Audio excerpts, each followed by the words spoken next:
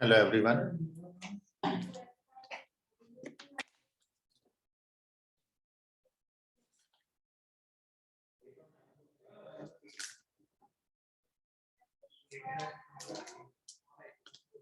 Hello everyone. तो इस video में हम बात करेंगे क्वाड्रेटिक इक्वेशन की। Quadratic equation is one of the very important topic. Almost her exam में इसके क्वेश्चंस आते हैं एंड इसका लेवल भी बेसिक लेवल से कितने भी लेवल तक हो सकता है। सो this is very important topic. और सारे अलजेब्रा के जो मोस्टली बेसिक्स हैं वो क्वाड्रेटिक इक्वेशन से ही शुरू होते हैं। ठीक है, तो आज हम इसमें बेसिक क्वाड्रेटिक इक्वेशन पढ़ेंगे। ठीक है, इसको आप ध्यान से कीजिएगा। Okay, so let's begin. सबसे पहली बात है क्वाड्रेटिक इक्वेशन क्या होती है। ठीक है, तो क्वाड्रेटिक इक्वेशन मतलब ऐसी कोई इक्वेशन जिसमें वेरिएबल की पावर 2 हो। ठीक है ना, जैसे कि a x square plus B X plus C equals to 0। ये हमारी एक स्टैंडर्ड क्वाड्रेटिक इक्वेशन है।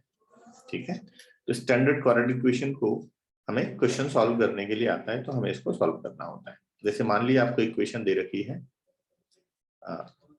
X square minus 6x plus 8 is equals to 0। ठीक है, तो अब हमारे पास किसी भी क्वाड्रेटिक इक्वेशन को सॉल्व करने के लिए दो बेसिक मेथड्स होते हैं।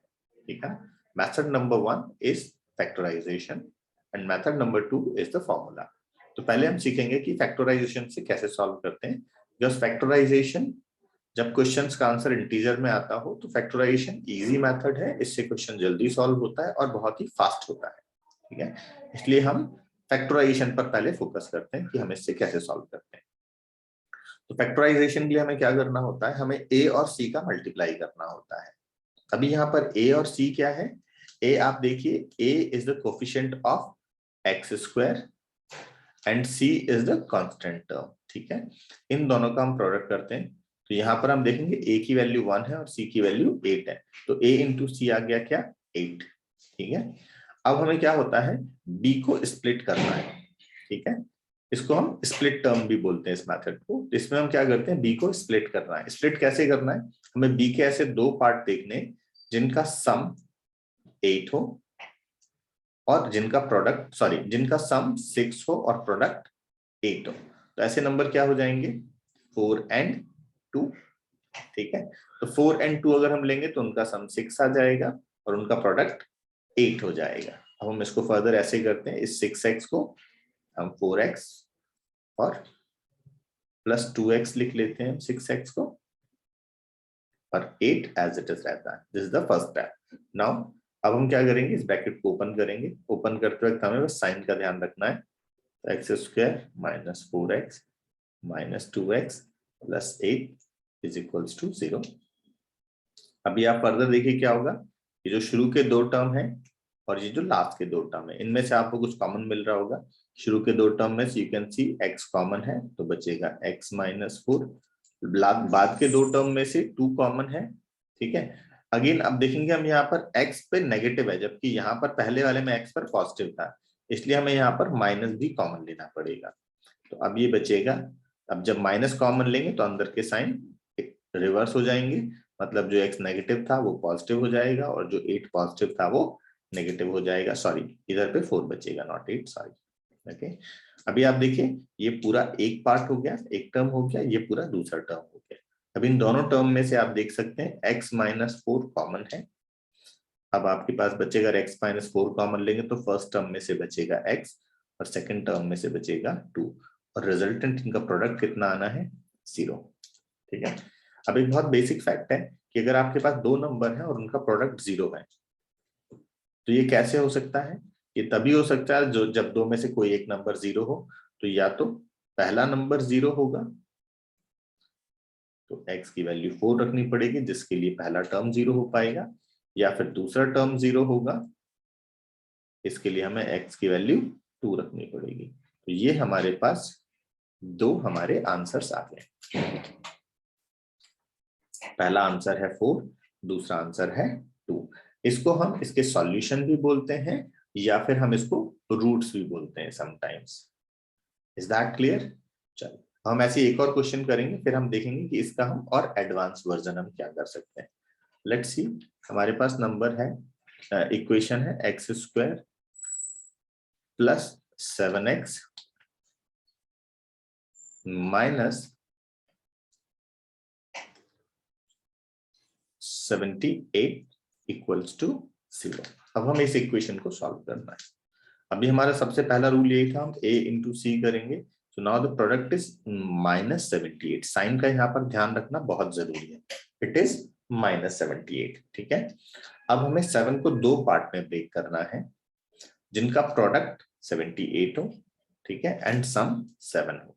ठीक है, अब देखो प्रोडक्ट नेगेटिव आ रहा है, इसका मतलब क्या है, दो में से कोई एक नंबर नेगेटिव होगा और दूसरा नंबर पॉजिटिव होगा, तभी प्रोडक्ट नेगेटिव आएगा।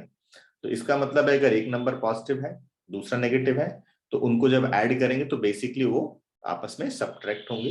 तो हमें क्या देखना है, ऐसे दो नंबर जिनका डिफरेंस 7 हो और जिनका प्रोडक्ट कितना हो 78 हो। तो ऐसे नंबर क्या हो जाएंगे 13 and 6।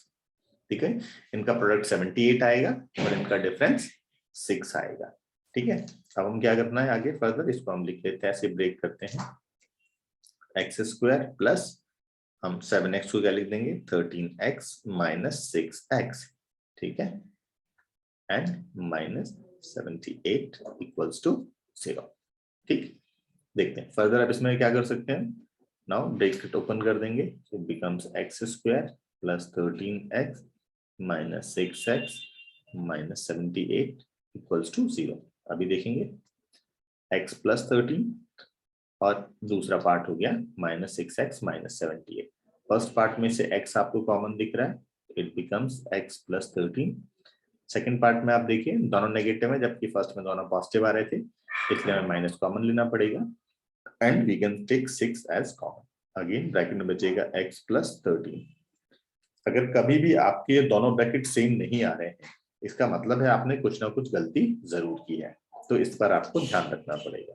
Now you can take x plus 13 common. अब बचेगा यहाँ से x minus 6 which is equals to 0।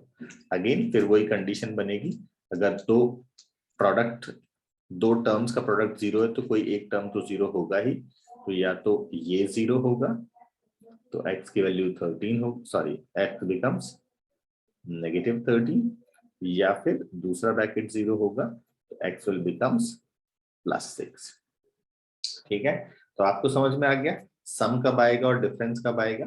Basically जब भी आपका a मल्टीप्लाइड बाई c अगर ये पॉजिटिव है तो इसका मतलब है दोनों टर्म्स का सम लेंगे, जैसे पिछले क्वेश्चन में था, देखिए a multiplied by c positive 8 था, इसलिए यहाँ पर दोनों नंबर टर्म्स का सम आया था।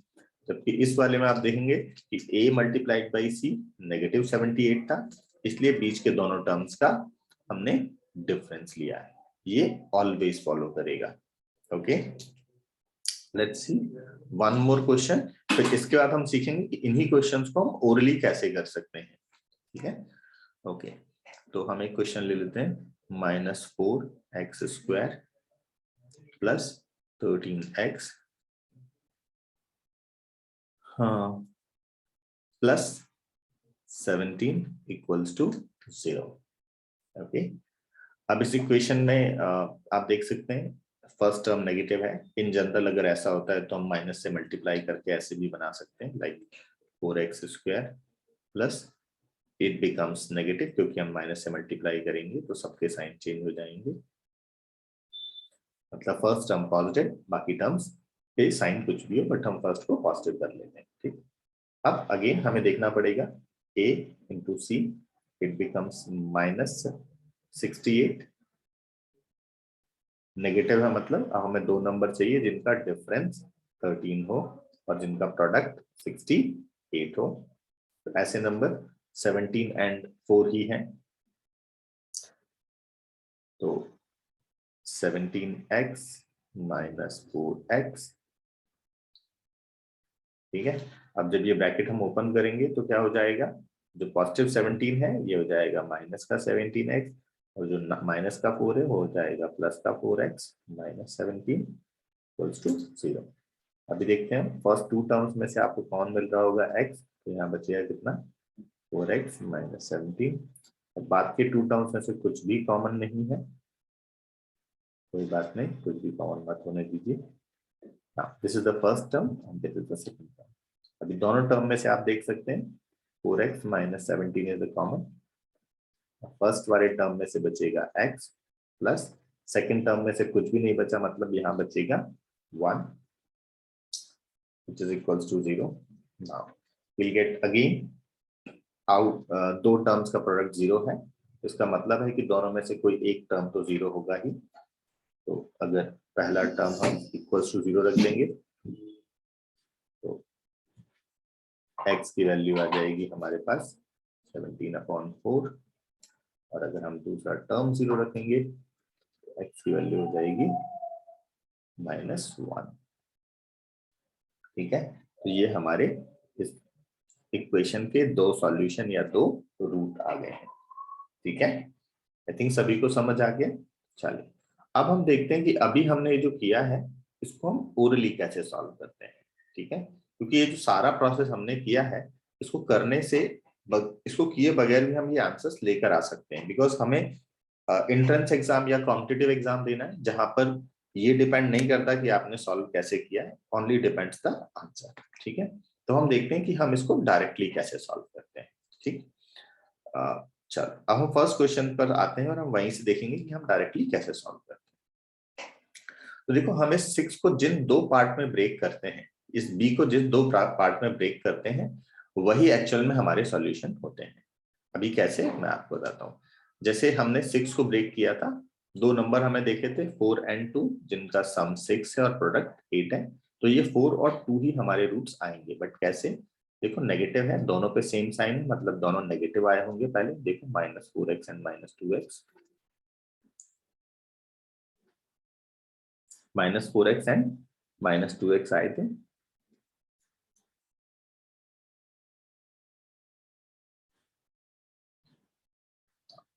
तो अब हम क्या करेंगे, ये नेगेटिव आए थे और जब ये साइड चेंज करके जाएंगे तो नेगेटिव से ये पॉजिटिव हो जाएंगे, और यही हमारे अल्टीमेट रूट होते हैं। तो हम जैसे ही इसको मिडिल पार्ट को टर्म को ब्रेक करते हैं हमारा आंसर डिसाइड हो जाता है। तो अननेसेसरी हमने ये जो जितना भी ये जो प्रोसेस किया है इस पूरे प्रोसेस को हम बाईपास कर सकते हैं। हम डायरेक्ट यहाँ से इस राइट हैंड से जाकर इस फ्लो चार्ट में भी हम क्वेश्चंस को इस तरीके से सॉल्व कर सकते हैं। ये वाला पार्ट पूरा हमारा स्किप हो जाएगा। ठीक है, लेट्स सी अगेन इसी को हम अगले क्वेश्चन पे कैसे हम करते हैं। देखो सबसे पहले हमें डिसाइड हो गया कि दो टर्म चाहिए और वो दो नंबर हमारे 13 एंड 6 आ गए हैं, दैट इज 1। अब सारा जो केस है उस पर हमें सिर्फ साइन पर देखना है। ठीक है, तो डिफरेंस चाहिए, प्लस है मतलब बड़े नंबर पॉजिटिव होगा, छोटा वाला नंबर नेगेटिव होगा। ठीक है कि नहीं, डन। और जब हम इनको साइड ट्रांस चेंज करेंगे तो ये -13 और इनके साइन फिर से चेंज हो जाएंगे and this will be our answer. ये पूरा प्रोसेस हमारा बाईपास हो जाएगा। ठीक है, चलो मैं आपको एक काम करता हूँ, एक क्वेश्चन ऐसे ही लिखकर आपको बताता हूँ कि कैसे हम डायरेक्ट इक्वेशन सॉल्व कर सकते हैं। Let's see x² + 13x and minus, एक मिनट, लेट्स सी, so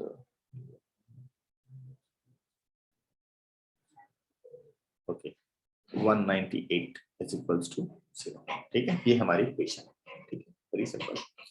अब हमें चाहिए दो टर्म जिनका सम बेसिकली ये पॉजिटिव है और ये नेगेटिव है, मल्टीप्लाई करेंगे बिकम्स -198। हमें क्या चाहिए, दो नंबर्स जिनका डिफरेंस, नॉट सम क्योंकि नेगेटिव आ रहा है, जिनका डिफरेंस 13 हो और प्रोडक्ट हो 198। अब ये आपको ढूंढना ही पड़ता है, ऐसा जब भी आप फैक्टराइजेशन से कर रहे हैं तो आपको ढूंढना ही पड़ता है, ऐसा कोई बेसिक और कुछ नहीं हो सकता। ठीक है, तो दिस इज 22 × 9 विच इज 198। ठीक, हमें पॉजिटिव चाहिए, इसका मतलब है बड़े पर पॉजिटिव साइन होगा और छोटे नंबर पे नेगेटिव साइन होगा।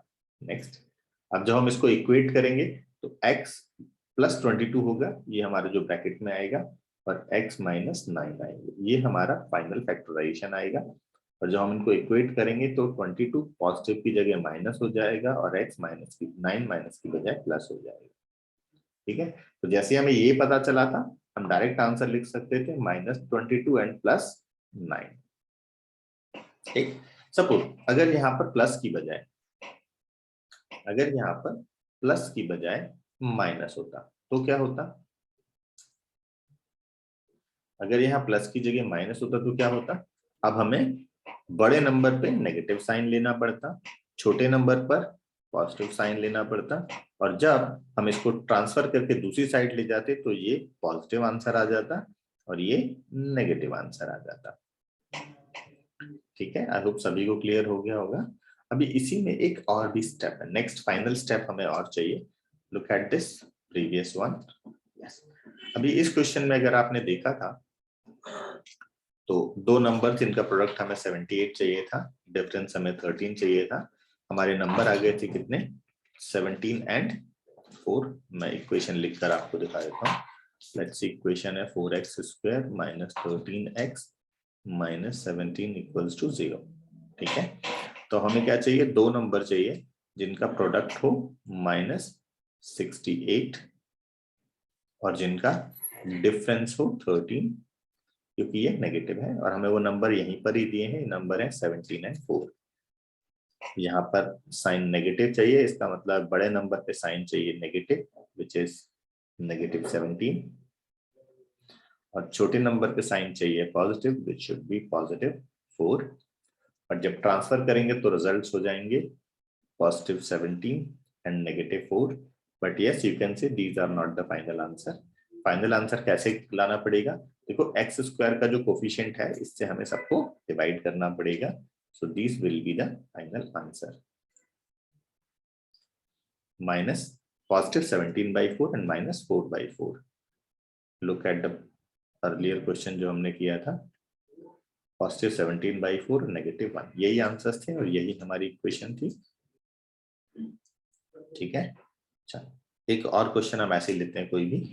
Okay, it's 7x square minus 23x, okay, and minus, okay,